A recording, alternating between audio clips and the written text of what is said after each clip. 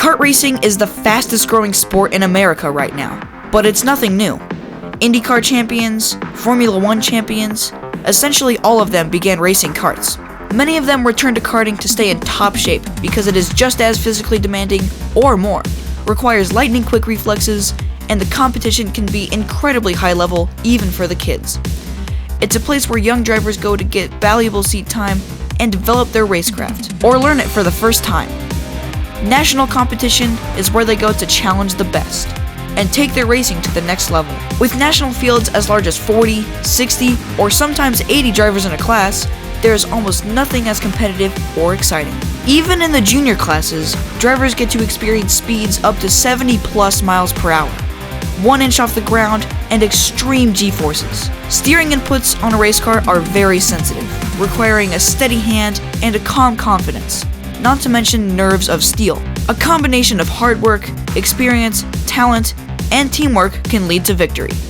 Add maturity and consistency, and it can lead to a championship. Kids can start racing in most clubs at age 5 in a class called Kid Kart, which is a small chassis usually powered by a Honda 50cc or something similar. Kids can reach speeds of 30 to 40 miles per hour in this kart, and track layouts are often made smaller for them. The next step on the ladder, or often the first step for some, is the micro class. Usually a restricted 60cc 2-stroke motor on a chassis called a cadet, which is smaller than a full-size but larger than a kid kart. Kids age 7 to 11 can reach speeds of up to 50 miles per hour in this class. Many clubs in the US and even some national series have also adopted a 4-stroke 206cc class for this age group. Using the same equipment, the mini class is an unrestricted version of the micro, reaching speeds up to 60 miles per hour, with an age group of 8 to 12 in most series. From here, some kids move up to a full-size chassis in various junior categories, ranging from the 4-stroke 206cc to a restricted 100cc air-cooled or a restricted 125cc water-cooled 2-stroke motor. Some series are even starting to offer junior shifter classes. Following junior karting competition, many make the move to cars in their quest to become professional racing drivers. For those who don't, karting offers a lifetime of top-level competition, and some are even able to race karts professionally and chase world championships.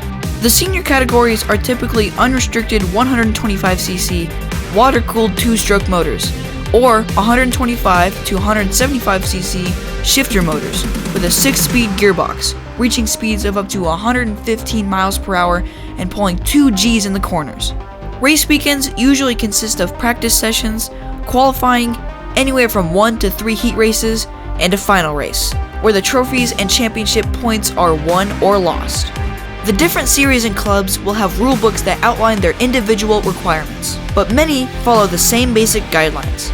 It's up to the driver and team to follow these rules, as the top performers will generally be expected to pass a technical inspection of the kart at the end of the race. These rules govern everything from the final weight of the vehicle and driver to the stock requirements of the motor measured in painstaking detail. Any infraction of these rules could lead to a disqualification.